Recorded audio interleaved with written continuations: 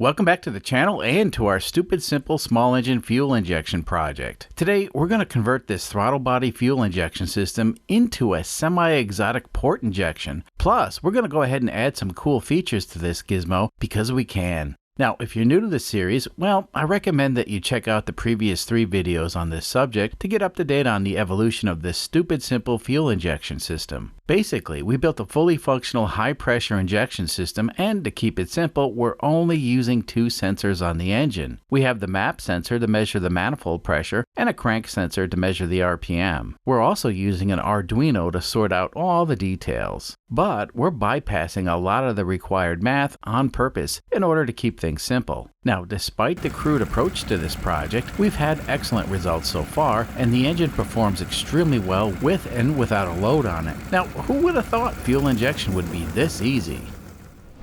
So over here on our spare engine, we engineered a one-of-a-kind 3D printed manifold to house the injector and to provide a vacuum port for the MAP sensor. By the way, the code for the Arduino and the STL files for the 3D printed parts are available on GitHub if you want to do your own experiments. Anyway, this manifold design is an evolution of a few different attempts. We started out with this very clunky and crude design which didn't fit correctly. It was close, but we had problems with the linkages for the governor. Then after several redesigns, I came up with this guy. This one's nearly perfect as far as fitment goes, but it needed a slight adjustment. The final version still has a few minor flaws, but it's good enough for today. Anyway, in order to simplify stuff, we're using the stock Predator carburetor as a throttle body. Now, we could leave the carburetor in one piece and just don't connect it to a fuel source, or the carburetor can be cut down like this one.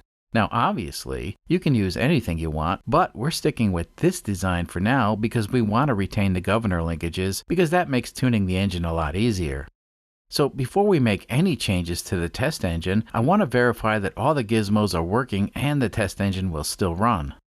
This is going to be a cold start, and as you can see, the engine's at about 65 degrees Fahrenheit. You know, I think the last time this engine ran was a few weeks ago.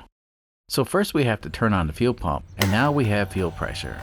Next we need to arm the system by flipping this switch. Okay, the fuel injection system is live. This red button here is the prime button, and pushing this will give the engine a squirt of raw gasoline for an instant start. Alright, let's go for it.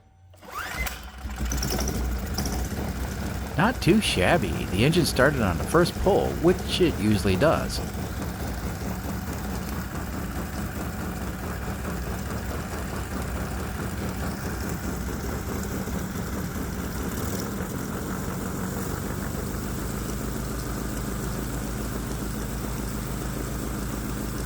Okay, I guess it's time to say goodbye to the throttle body system, and now we're going to join the 21st century and experiment with port fuel injection. So our stupid simple fuel injection system seems to work great on the bench with and without a load, which is great. Now the plan is to miniaturize all this junk into a very small package so we can move it from the bench to actually road testing this system. Now in last week's video, we picked up this huge generic UTV with a blown up engine. Well, this buggy is going to be our test mule for various engine modifications, including the stupid simple fuel injection system. Our plan is to initially fit a 420cc Predator engine in this buggy. However, once we get the 420 swap sorted out, then we'll build the necessary adapter brackets to mount the little 212cc engine in this thing. Yep, it's not the first choice any sane person would make, but putting the tiny engine in this beast will allow us to measure and validate performance gains of various engine modifications. Anyway, this buggy should be up and running and moving under its own power by next week with the 420cc big block engine. Well, I reckon we can now install the port injector manifold. But before we do that, we need to modify this heat shield so it fits the intake port better. I really should have done this with the throttle body injector setup, but I didn't. You know, it's better late than never, said someone who was always late. Anyway, this heat shield is FR4 or Garolite. It's basically flame-resistant fiberglass. Its purpose is to keep the 3D printed part from directly contacting the aluminum cylinder head. The 3D printed part is made made from ASA filament, which can more or less handle the heat while the engine's running, and my primary concern is the heat transfer after the engine's shut off. This stuff will provide a very nice barrier and protect the 3D manifold from excessive heat. You can get this stuff on the Jungle site for not a lot of money, and it's great for other things. Okay, that should do it, or good enough for now. This fits the engine like so. Very nice. Now I also took a file to the manifold to sort of port match it. It's not great, but it'll work for today. I reckon I need to add this port shape to the 3D model for my next print, assuming this all works. Now the size of the intake runner is exactly the size of the venturi of the hacked up carburetor. So yeah, this is a bottleneck for sure, but keep in mind so is the hacked up carburetor. Eventually all this stuff will get optimized for best performance. You see, my primary concern is not the hardware. That stuff is easy to improve on. The stupid simple software to make this all work is the key to this project, and off camera, I do a lot of research and work to make this as simple as possible.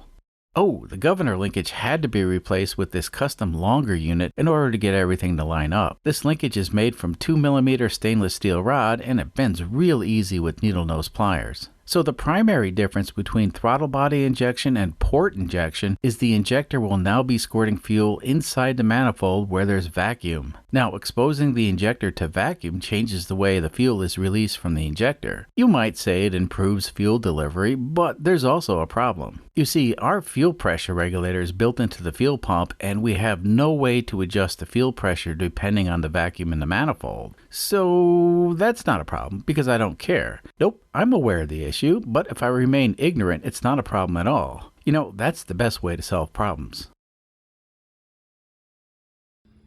Okay, we're ready to fire this puppy up with the 21st century port fuel injection on a 212cc Predator engine. You know, I expect the fuel calculation tables to be way off, but let's just see how bad it is.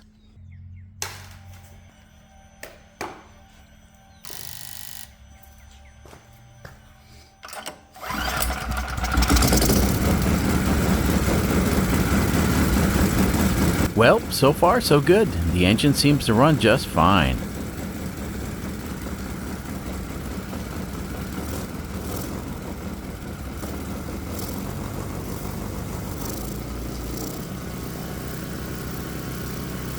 Interesting. We seem to have a bit of throttle hunting right here. That means the air-fuel ratio is out of range, and to me it seems like we're running a little bit on the lean side. So, to correct this, we can manually adjust the fuel trim.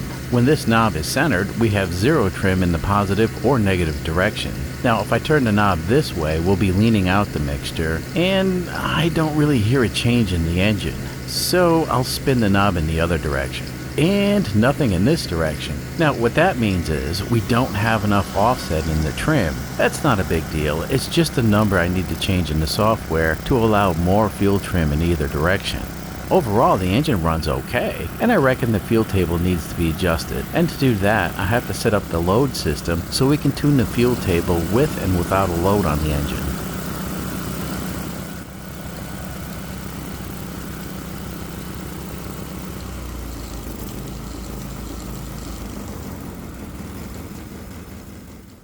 Fast forward a few minutes and I have the water-cooled loads in place, and now we can check how the engine handles a huge load.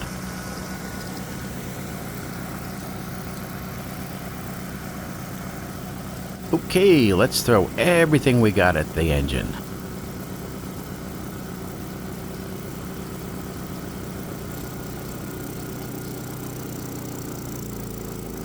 Well, it's not stalling, but at the same time it's not making full power. Interesting. Okay, let's see if we can fix this with the fuel trim.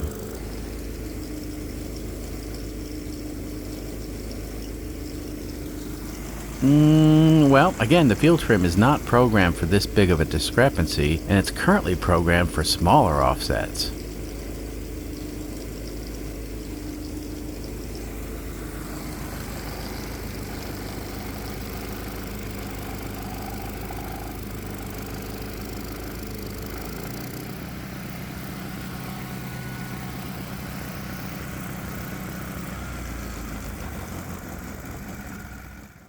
Off camera, I spent a lot of time revising the software for the port injection setup. And while I was in there, I added a few features. We now have acceleration enrichment. This bit of code acts like the accelerator pump on a carburetor, and this might come in handy in the future. The fuel table was expanded, and now we can calculate fuel up to 5,000 RPM, which is also very handy. Now, while I was in there, I also put a software adjustable rev limiter just for fun. We really don't need it, but the code is there just in case. Oh, and I also wrote some code to hand over the fuel pump control to the Arduino. Basically, the Arduino now has the ability to automatically turn on the fuel pump via a relay. The code's in place and it works, but for now I'm keeping the fuel pump under manual control with just a toggle switch. Anyway, with the expanded fuel table, I had to go back and retune the engine, which is very time consuming. Now, for the table tuning, I have to turn off the acceleration enrichment feature because that'll produce confusing results when spot tuning the table. I'm not really sure we need acceleration enrichment on this engine, but it's in the code. However, it's been disabled for now.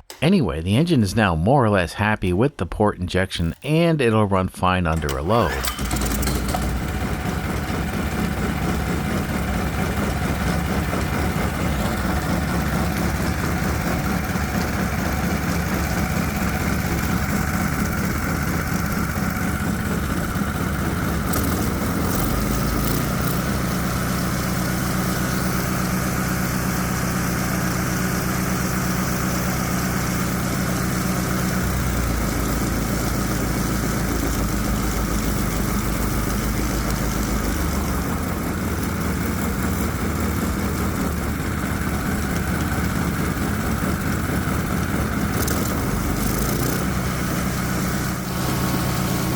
Let's put a load on it.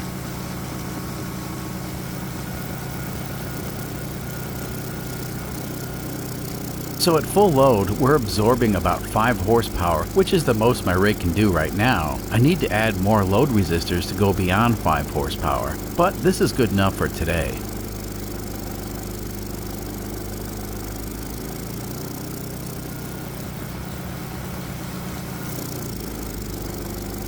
Now it can also do instantaneous loads and go from 0 load to full load.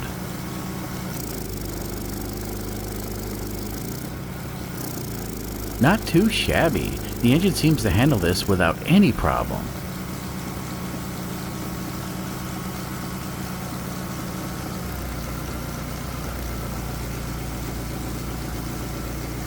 I wanted to show you folks one of the tricks you get with fuel injection that you can't do with a regular lawnmower carburetor. So with the engine running, and right now it's under a medium load, but this trick will work on any load really, we can use this leaf blower to force a little extra air into the intake system.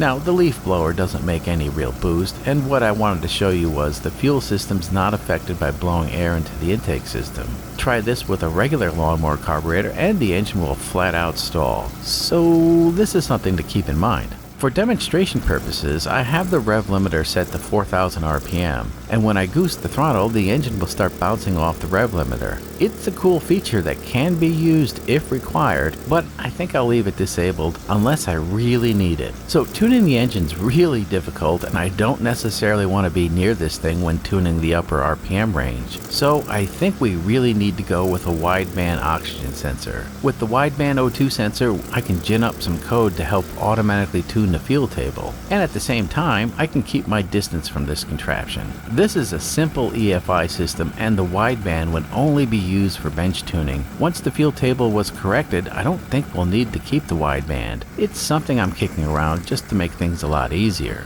Now, for convenience, I also kept a very restrictive muffler just to keep the noise down. However, in order to make real power, we have to get rid of the muffler and go with a header. Unfortunately, going from a muffler to an open header will invalidate the whole fuel table, and I'll have to retune the engine once again. So perhaps I'm going to look into a way to make tuning a lot easier and mostly automatic. Now, the throttle body fuel injection system that we started with was much simpler and a lot easier to tune. On the other hand, the port injection system seems to be very sensitive to the way the engine's tuned and is ideal for high performance. the stupid simple aspect pretty much goes out the window once we start chasing power, and we might have to pay attention to some of the rules that we've been ignorant to. Just a thought. I certainly had fun today, and I'm real happy with the results. It's not perfect, but it's good enough for stupid simple. Anyway, we'll see you next time. Until then.